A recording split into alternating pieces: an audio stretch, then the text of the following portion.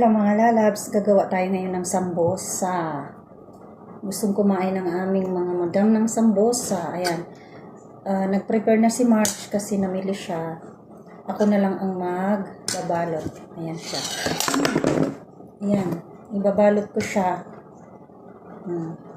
Ano to, may onion leaves. Tapos yung laham. Tapos yung ginisa niya, tapos hinalo yung laham dito sa may carrots, saka onion leaves, saka yung ibang dahon pa. Ako lang maglilip kasi may pinibili siya. Tapos iano natin ng ito sa pang pang dikit. Ayan. Iba-ibang klase, iba-iba ang pag gumawa ng mayroon yung nilalagay lang nila dito. Ako hindi ako sanay. Yung iba nilalagay lang ng ganyan. Ng ganyan sila. Pero ako hindi ako sanay. Iba yung sa akin. Mga lalabs. Ito maliit ang lagayan namin kasi ayaw ng amo namin at saka ng dalaga na malaki. Gusto nila maliit. Ay, bakit basa yung ko? Basa siya. Basa. Ako kasi nakaganito ako pag gumawa. Yung inaano ko muna. Iniikot ko. Ayan.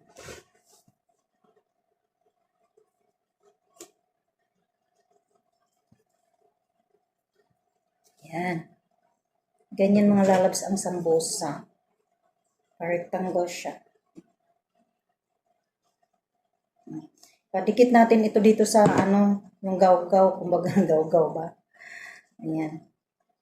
Tapos kailangan walang butas na para pag ipinirito siya, hindi siya hindi lalabas yung Ayan na siya, oh. Yan ang ang sambosa. Malis si Marge kasi.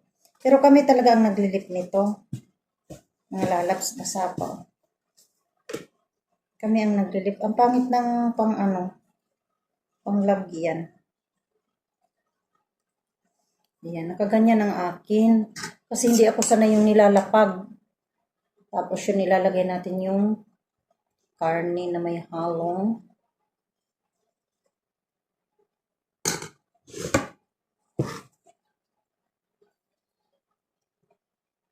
Dagan natin ng konti. Ayan. Ganyan lang. Triangle na siya. Tapos lagyan natin siya ng pang-dikit. Para hindi siya parang basa yung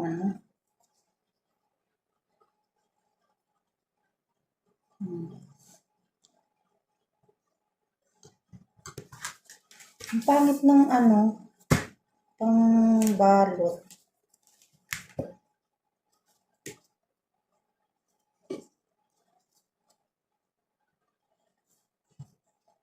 Malapit na mag-Ramadan, ito yung mostly ginagawa pag Ramadan, sambosa. Pero pinagawa lang si Marge kasi gusto nilang kumain. Ayan. Kaya, ito gumawa kami.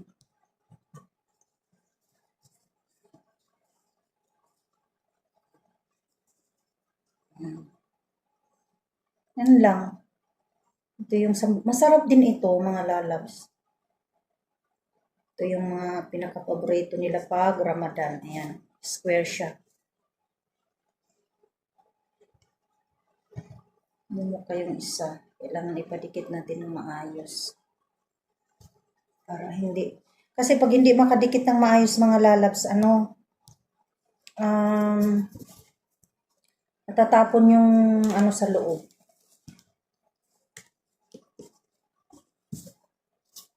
Natatapon siya.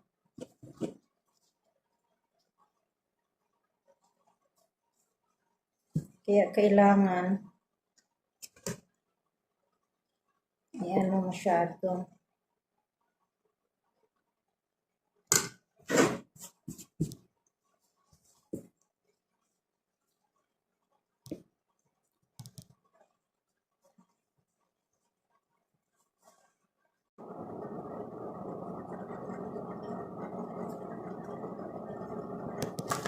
Maingay yung aking magluto. Ingay.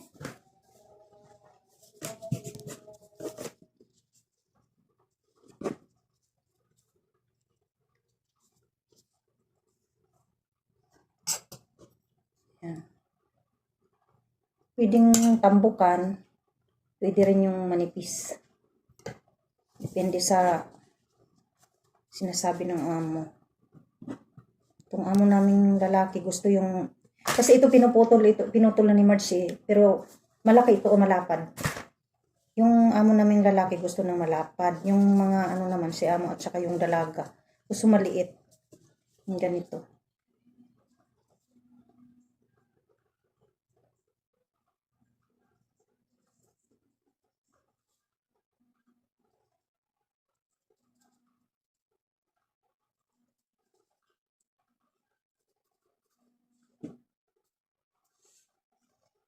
Ay, amo kayang isa.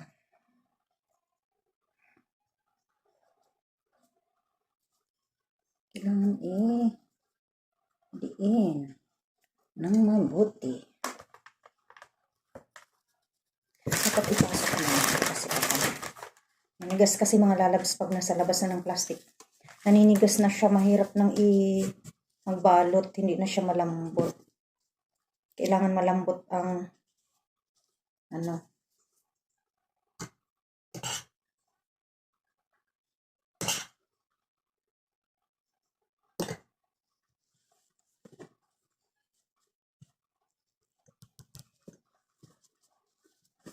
This girl's turns around.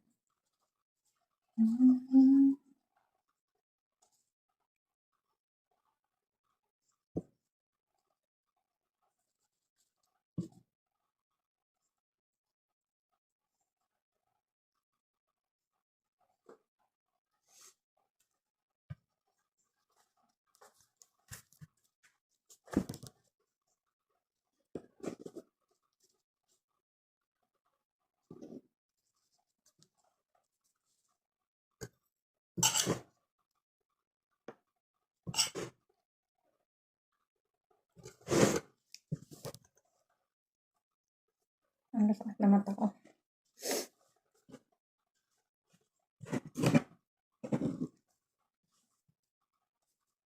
Talagang yan, kaya pinagawa talaga kami kasi gusto nilang itry dahil nag-order sila ng marami nito. Pero mga lalabs sila dito, ayaw nila ng nagtatagal sa freezer.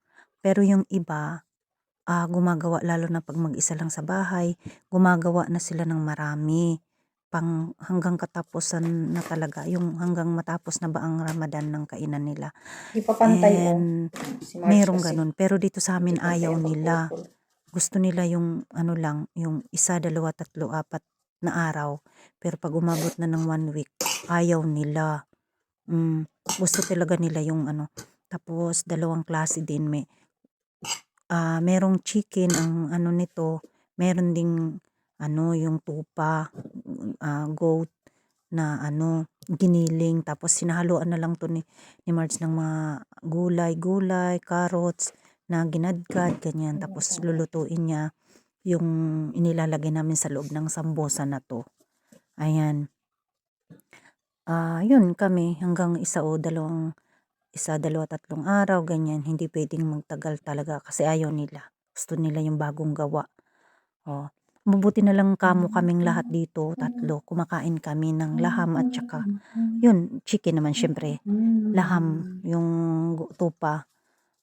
Kasi yung iba talaga dito, kaya yung iba dito hindi kumakain ng tupa, kaya lugi sila kasi dito mostly kasi yung mga nagpupunta sa mga party, sa mga estiraha, ano sila kumbaga sa atin lechon. Pero yung lechon nila dito nilalagay na sa kanin ng malaking planggana. Yung sa aming video, pag minsan may video si Marge, nakikita ninyo yung ganun.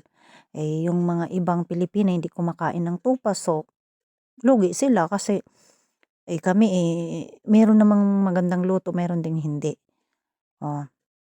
Kaya meron din yung mga nakikita kami ng mga Pilipina 'pag sa istirahan hindi sila talaga kumakain. So, gutom sila hanggang ano lang sila mga tinapay. Eh, kami kumakain kaming kung anong inahain diyan sige lamon, 'yan kumakain kami gano'n talaga. So, mga lalabs sa mga taga Middle East, ready na tayo for the Ramadan. Puyatan na naman ito, mga lalabs. Tapos, 'yan iba-iba namang putahe. Bukod dito sa ano kasi ang kilala talaga 'tong sambusa. Talagang masarap kasi 'to, eh. Oh, masarap 'to either chicken sambusa or, yung, ah, lamb sambusa. Bukod dito meron pa akong favorite sa ginagawa 'pag nagra-Ramadan yung gemat, 'yan favorite ko 'yan. Parang butchi kumbaga sa atin parang butchi-butchi. 'Yun favorite ko talaga 'yan. 'Yan laging kinakain ko kahit kahit pa ang dami kong nakain. Ayan may natapos na ako mga lalabs, 'yan na lulutuin mamaya. 'Pag sa yung amo pala naming lalaki ano, eh gusto niya ng malalaki na sambusa sa dalaga naman at kay amo talagang maliliit lang. Hay naku mga lalabs, paguran na naman 'to, puyatan na naman, malapit ng puyatan. Sana marami kaming hadiah this Eid. Sana nga, inshallah. Naalala ko lang mga lalabs sa Dubai pa ako noon, bagong, ano ko ng Ramadan dun, sabi ko pero yung amo namin dun kasi medyo mayaman sila dun, pare-pareho kami, bumili sila ng damit, pare-pareho kaming 6 kasi kami lahat doon, pare-pareho kami ng damit. Tapos, 'pag umaga na 'yan, 'pag yun na pupunta na yung mga kamag-anakan, ganyan. Kasi parang Christmas din sa kanila yun, eh. Punta na kamag-anakan tapos pinapipila kami. Oh my God, grabe talaga maalala ko yun, binibigyan kami ng pera. Isa-isang daan, 1 dirham, 100 dirham, tapos may 200 dirham. Tapos yung pinaka-ano talaga namin sir, 500 dirham talaga, lagi 'yan. Tapos yung lola, tapos yung mga kamag-anak, tapos 'pag may alaga ka iikot pa kayo, tapos mabibigyan ka rin kasi yung alaga mo bibigyan, eh. Kung maalala ko talaga. Ayan mga lalabs, matatapos na pala ang aking oras. This is Straw and Berry, na nagsasabing mag-iingat tayo mga lalabs. Shoutout sa aking lahat ng mga GC. Please like, share, and don't forget to click the bell para updated kayo sa aking mga video. Sang bansa man tayo mga lalabs, mag-iingat tayo. Mag-iingat tayo sa ating sarili. Ingatan natin ang ating sarili kasi ito ang puhunan ng ating pagtatrabaho kung hindi natin iingatan ang ating mga sarili mga lalabs. Bye! Love you all.